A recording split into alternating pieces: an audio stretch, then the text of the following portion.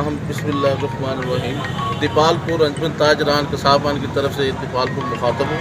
आज जो दीपालपुर में चिकन शॉप बंद करने का हमारा मकसद है, ये गवर्नमेंट की लिस्ट में जो दी गई है 179 रुपये ज़िंदा है और 260 रुपये गोश्त का रेट है, जबकि हमारा 185 रुपये हमें फार्म से मुर्गी मिली है, 195 रुपये हमें आगे दुकानदार को सप्लाई मिल गई।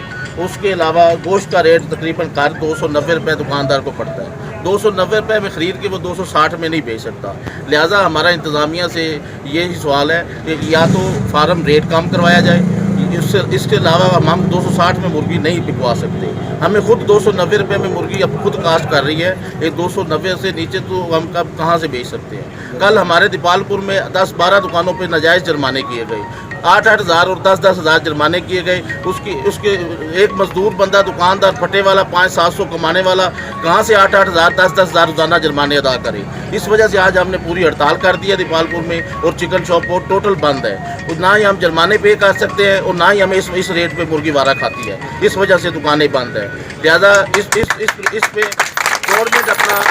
लिहाजा इस पे गवर्नमेंट अपना तवज्जो करे और फार्म रेट कम करवाए। अगर हमें मुर्गी सस्ते रेट में अगर 150-60 रुपये फार्म से मिलेगी तो फिर ही हम 260 रुपये में ये मुर्गी बेच सकेंगे, अदरवाइज़ ये 260 रुपये में नहीं बेच सकती। 290 रुपये में दुकानदार को घर पड़ेगी, वो कहाँ से 260 बेचेगा।